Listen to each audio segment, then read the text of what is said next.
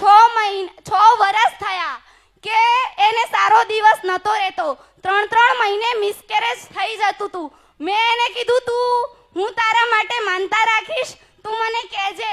એનો હમણાં અઠવાડિયા પહેલા 15 દિવસ પહેલા ફોન આવ્યો કે મારે 6ઠ્ઠો મહિનો જાય છે પણ મારે બ્લડિંગ આવે છે.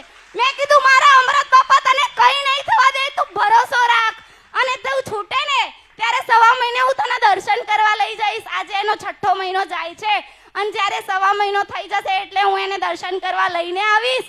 વિશ્વાસ રાખો, શ્રદ્ધા રાખો. કોઈ હાલ પૂછી લેવું કરો નહીં.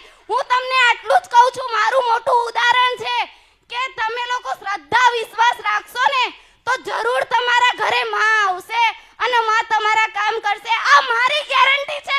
મારા પરિવારના જેટલા બી દુઃખ દૂર કર્યા છે મારી માએ, કે મારે કંઈ કહેવાનો મોકો જ નહીં મળ્યો માને કે માં મારે આ જોઈએ, મને વગર માંગે મળી ગયું, મારે શું જોઈએ એનાથી.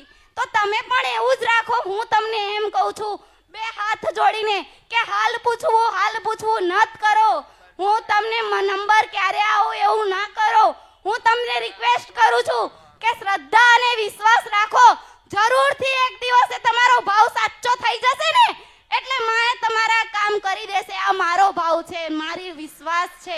મારા કરી દીધા એવા સૌ કોઈ ના કરશે. મારી માં, મારા અમૃત બાપા સદાય તમારા અને સદાય અમારા.